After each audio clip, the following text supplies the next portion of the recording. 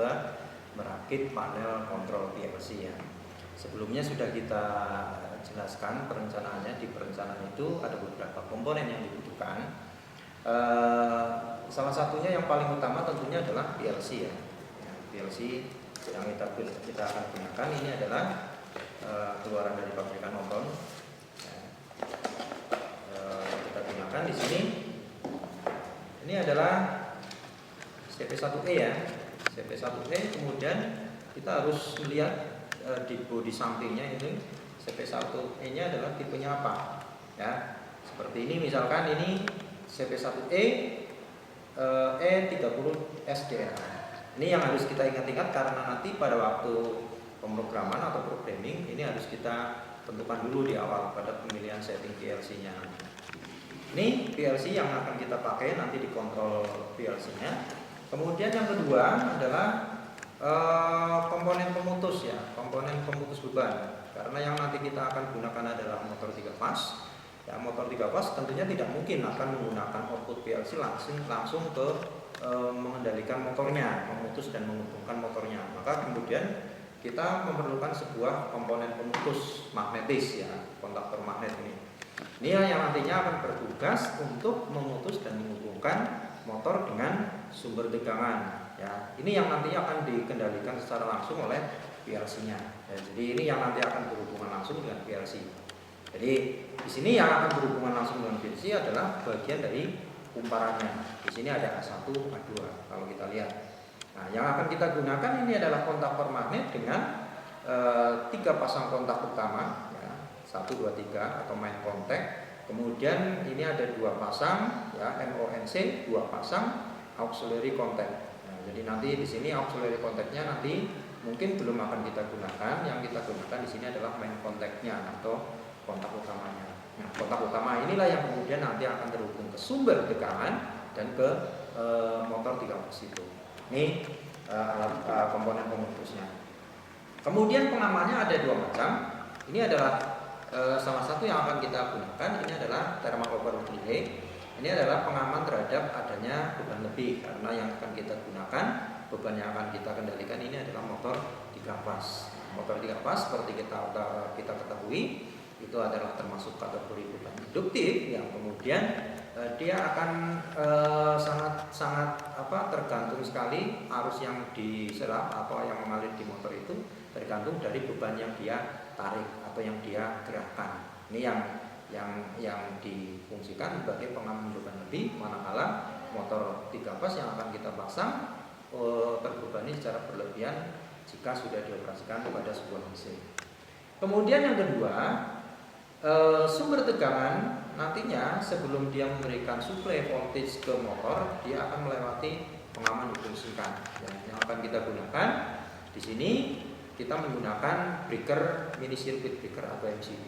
Nah, mungkin bisa juga menggunakan breaker yang lain atau pengaman arus pengaman difungsikan yang lain, bisa mungkin noise breaker atau mungkin wall circuit breaker ya, MCCB. Nah, itu mungkin banyak alternatifnya. Tapi yang akan kita tunjukkan di sini pengamannya adalah MCB atau mini circuit breaker. Ini yang kedua.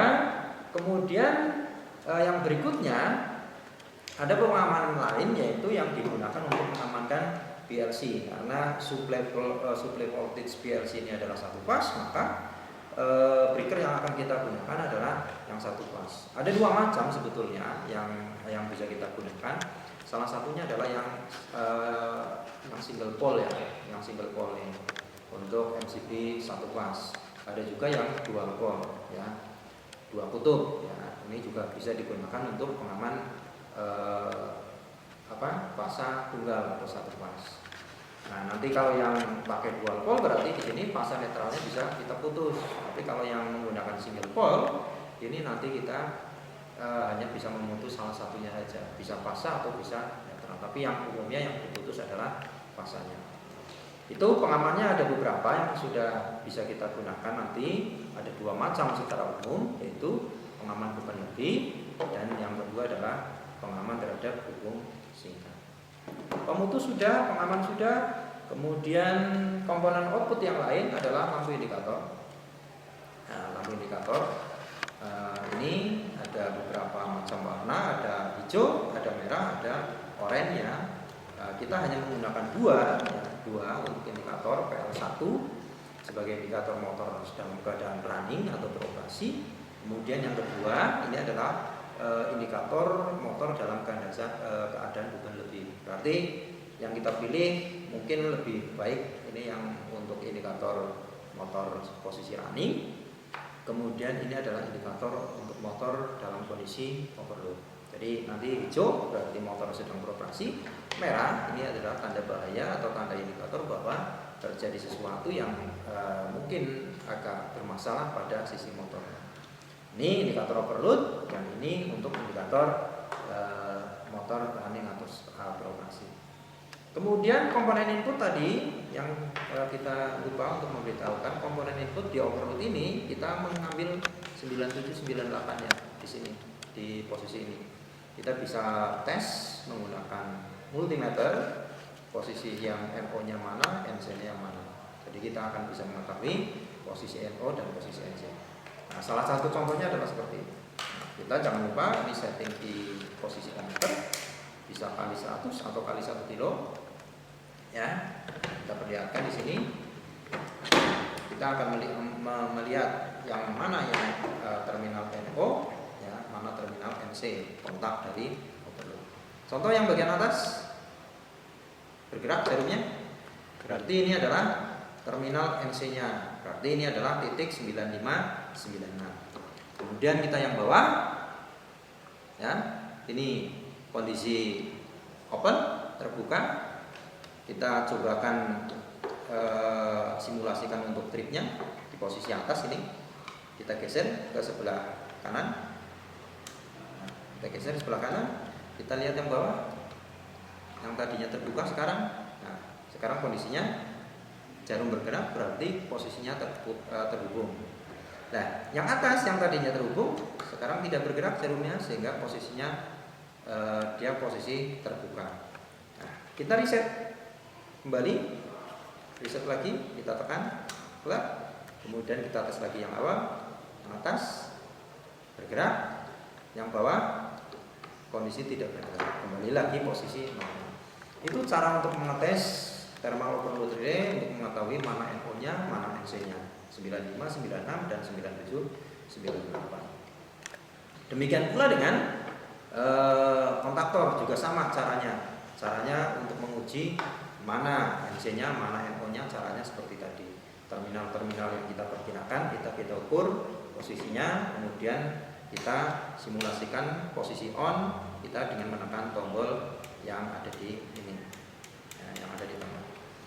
Itu kira-kira. Kemudian komponen input yang lain tadi sudah komponen input di overload, kemudian komponen input yang lain push button kita menggunakan ada dua push button, ya. Satu push button warna hijau, satu push button warna merah. Nanti dia difungsikan untuk tombol start yang hijau dan tombol stop untuk yang merah. Ini push button, kita menggunakan sepasang kontak ya. Ini kontaknya yang kebetulan ini adalah kontak NO, tapi yang ini kebetulan yang terpasang adalah kontak NC. Tapi nanti kita akan rubah kontak NC-nya, kita rubah menjadi kontak NO. Walaupun di sini warna merah, ini warna hijau. Tapi nanti ini kontaknya akan kita gunakan yang warna yang kontak NO, ya, tidak menggunakan kontak NC. Tapi sebetulnya ini juga tetap bisa digunakan, walaupun nanti berarti programnya yang nanti akan menyesuaikan. Ini inputnya sudah push button, overload, kemudian outputnya ada PL1, PL2, kemudian ada kontaktor magnet, kemudian pengamannya ada hubung singkat MCB, satu fase atau single pole dan dual pole. Yang kita pakai nanti adalah yang single pole, yang dual pole kita istirahatkan. Kemudian untuk pengaman hubung singkat motornya kita menggunakan MCB 3 fase. Kemudian kontaktornya sudah siap, kita menggunakan CP1E E30S DRA tipe basic yang akan kita gunakan yang sebagai radian. Kemudian tidak lupa ketika kita jalan ini, ya, ini adalah pengaman emergency, ya, pengaman emergency nanti akan memutus seluruh sumber yang masuk ke rangkaian. Itu kira-kira untuk komponen-komponennya. Nah, nanti berikutnya setelah kita komponen kita uji seperti tadi, kita uji kontaknya seperti apa ya. Ini contohnya kontak untuk push buttonnya kita uji terlebih dahulu, kita cek ya apakah dia kondisi normal atau tidak. Ini ada dua terminal ya, dua terminal. Kemudian kita hubungkan dengan multimeter di posisi ohmmeter ya, tidak bergerak karena ini tipe NO, berarti normally open. Kemudian kita tekan. Nah, kita tekan di sini. Nah, jarumnya bergerak. Tekan, lepas. Nah, berarti ini adalah tipe NO, push button tipe NO.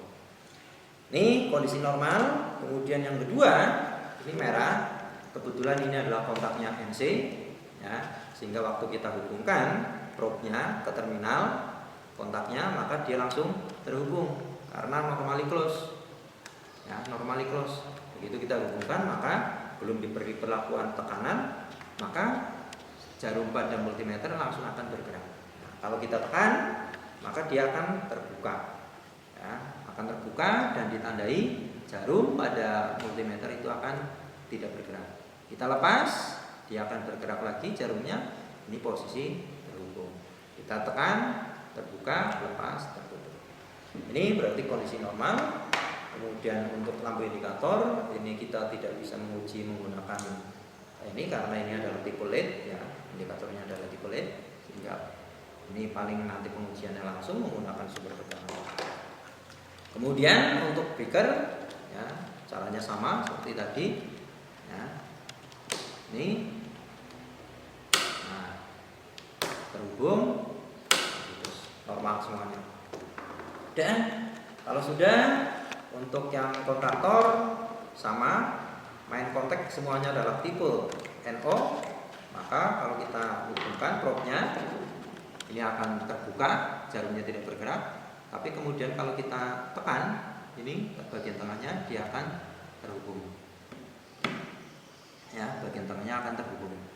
Nah, sudah terhubung, lepas. Ya, caranya seperti itu. Ya. Caranya seperti itu. Ini untuk menguji kontaktornya. Nah, setelah kita semuanya cek komponen, kemudian alat tangan, jangan sampai lupa, kemudian multimeter nanti dipakai untuk melakukan commissioning. Ya, kita siapkan. Kemudian langkah selanjutnya kita langsung pasang di panel yang akan kita gunakan. Ya, nanti kita siapkan panelnya. Kita lakukan perakitan atau pengawatan komponen-komponen input dan PLC-nya. Oke, mari kita lanjut pada praktek perakitan atau